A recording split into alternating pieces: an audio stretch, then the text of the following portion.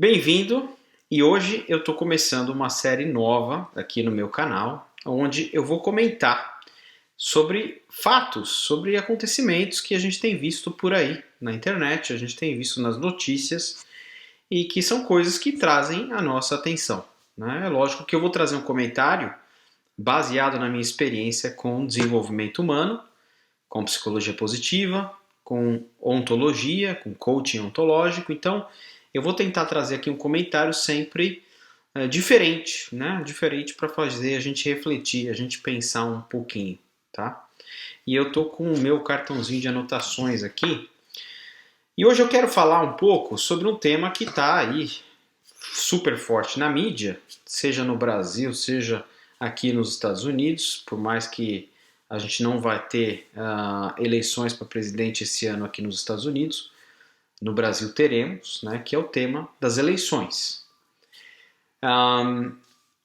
Não vou entrar, já aviso desde já, não vou entrar em detalhes de candidatos ou candidatas, opções e nada disso, porque o propósito desse vídeo não é defender nenhum dos lados, tá? Mas eu quero fazer aqui uma reflexão sobre o quanto que esse assunto afeta a gente, né? No sentido do indivíduo, afeta a gente no sentido do coletivo, da equipe, do clima de uma empresa, do clima de um time e afeta as relações humanas, né?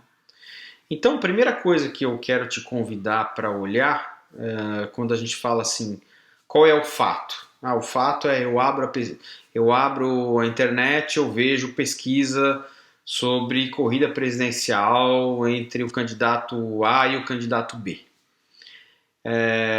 Esse é o fato. Agora, como que isso bate em você? O que vem para você? O que acontece com você depois que você lê aquela notícia e quando você fecha o seu celular, você fecha o seu computador e vai seguir para o seu dia? Qual que é o impacto que isso tem em você, né? E aí, para a gente discutir um pouco esses impactos, eu quero falar um pouco a princípio de sempre quando surge uma notícia, um acontecimento, um fato, qual é a crença dominante por trás daquele fato, né? Então pode ser, por exemplo, saiu uma nova pesquisa, o candidato A ultrapassou o candidato B, o candidato B está 10 pontos na frente do candidato A, o candidato A falou que vai fazer tal coisa, né? O candidato B já reagiu e já brigou. Isso são tudo fatos. Mas quais são as crenças que estão por trás dos fatos? Eu acho que, sim, o meu resumo de tudo que se fala hoje de política, da grande maioria das coisas que se falam de política aí no Brasil, e até aqui nos Estados Unidos também, porque política é um assunto que está sempre presente na mídia, é a crença de que as coisas vão piorar, tá? Essa é a sensação que eu tenho quando eu olho a mídia, quando eu olho qualquer tipo de notícia, né? A gente está vivendo uma era em que tudo parece ser muito negativo, né? E tudo já está assim naquela coisa, tá ruim e depois das eleições vai ficar pior ainda, tá? Bom, vamos olhar para essa crença, né? Mas, de fato, como que a gente se sente quando você está tocando sua vida no dia a dia e você lida com uma crença como essa? Quer dizer, é lógico que isso vai derrubar a sua energia, vai jogar sua energia lá para baixo, vai jogar sua motivação lá para baixo, vai te deixar muitas vezes com aquela tipo de atitude, né? Assim, de irritação, de desgosto, de medo em relação ao futuro, né? E também, como a gente vive num ambiente hoje de muito conflito, né? O que começa a acontecer? A gente acaba incorporando uma atitude em que aquela pessoa que gosta de um candidato, de uma candidata contrário à minha preferência, começa a virar um adversário, né? Começa a virar um inimigo. E eu não olho mais para a pessoa como se fosse né? Aquela pessoa é meu amigo de infância, ou então torce para o mesmo time do que eu, trabalha na mesma empresa do que eu, né? Também tem filhos, tem filhas. Eu começo a olhar não pelas coisas que a gente tem em comum, eu começo a olhar pelo que nos faz diferente. Então, eu quero falar um pouco disso. Qual seria a alternativa, né? Bom, a primeira alternativa é a gente olhar para essa crença, né? Porque, como eu disse, por trás dos fatos, quando eu acesso qualquer tipo de notícia e eu vejo uma manchete, aconteceu tal coisa, o que aconteceu é um fato. Fulano foi lá dando um discurso, falou tal coisa, mas eu quero trazer essa visão a mais, essa visão adicional para vocês, que não é olhar só para o que aconteceu, é olhar o que esses fatos trazem para mim em termos de crenças. E aí a gente vai ter que desafiar essa crença do as coisas vão piorar. Ué, bom, tá baseado em alguma coisa isso? Né? Ou é algo jogado para gerar notícias, para gerar cliques, para fazer com que as pessoas cliquem na matéria de determinado influenciador digital, para usar o nome moderno aí hoje em dia, né? Para que a pessoa clique em tal vídeo no YouTube, para que a pessoa clique em tal link naquele canal de notícias, né? Geralmente é isso, gente, tá? Esses extremismos que nós estamos vivendo hoje em dia, na verdade, eles só estão aí por quê? Porque tem muita gente que já sacou que com os algoritmos atuais da internet, quanto mais coisas extremistas você postar, mais cliques você vai conseguir, né? Só que é isso, a gente vai querer basear a nossa vida em ganhar clique, né?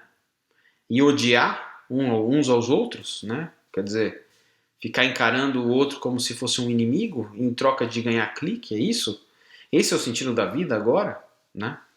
Então, eu já quero dizer para vocês de antemão que essa crença de que as coisas vão piorar, ela não faz sentido. Ela não faz sentido quando a gente olha as coisas com um contexto histórico, tá?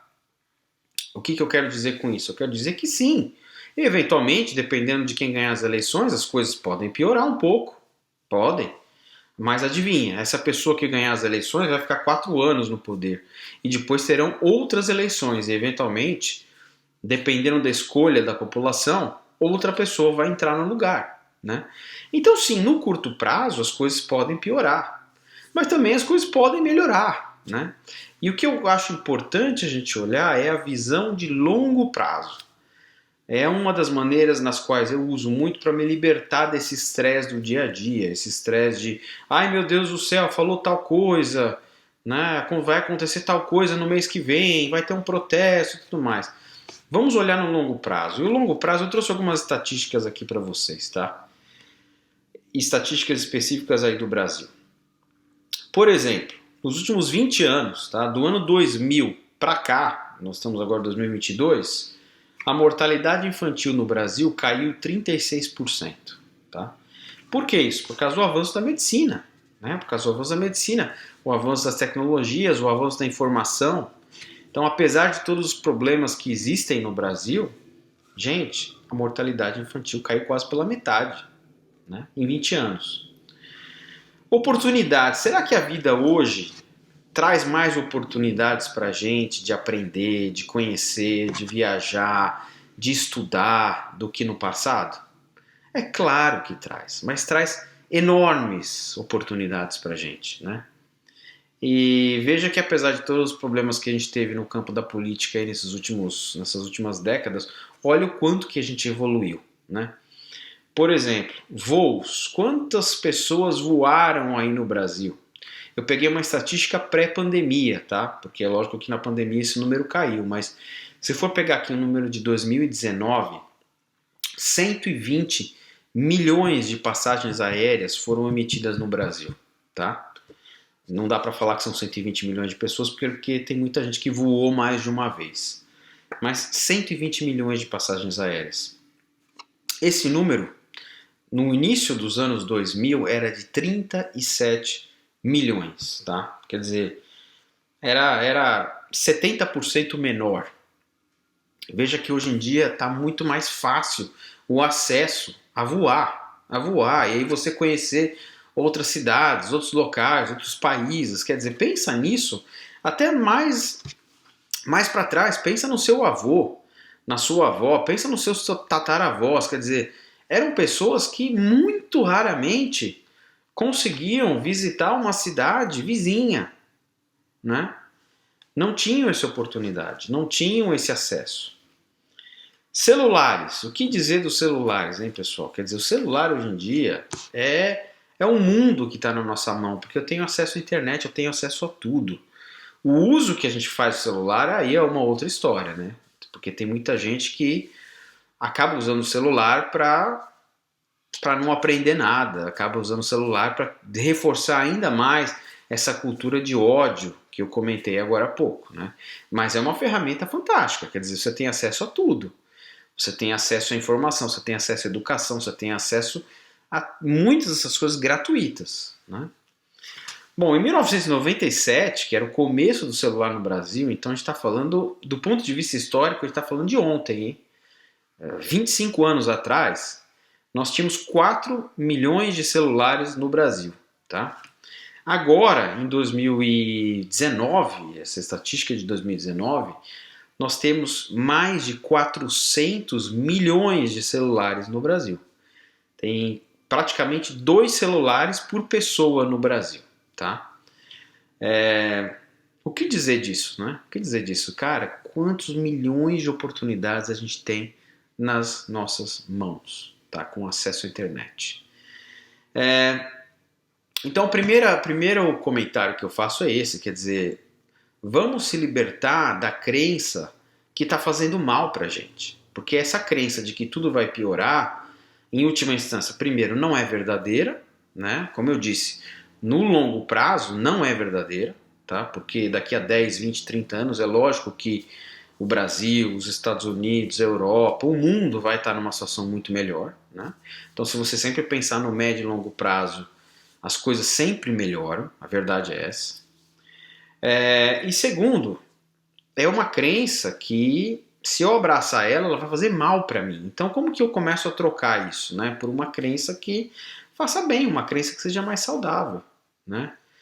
E aí tem uma que eu quero oferecer para vocês, tem muitas, né? Cada um que possa pensar na sua crença aí. Qual é a crença que vai trazer a melhor versão de mim, tá? Uma delas que eu quero trazer é a seguinte: você que está me assistindo aqui é o responsável pela sua vida, tá?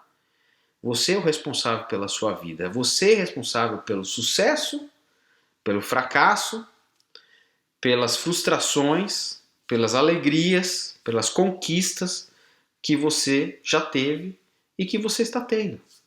Você é o responsável, né? E acho que essa crença é uma ideia que a gente precisa trazer de volta, porque ela tá muito escanteada hoje em dia, ela está muito jogada, né, de lado, porque a gente está tanto nessa cultura de que assim, o mundo é um lugar de injustiças, o mundo é um lugar de privilégios, o mundo é um lugar dos poucos privilegiados que têm sucesso na vida. O mundo é um lugar de corrupção, o mundo é um lugar desses políticos que não fazem nada e tudo mais. Que a gente acaba se esquecendo do outro lado da história. Eu, você, cada um de nós tem o poder de fazer escolhas, tem o poder de tomar decisões, tem o poder de decidir qual vai ser o caminho da sua vida, tá?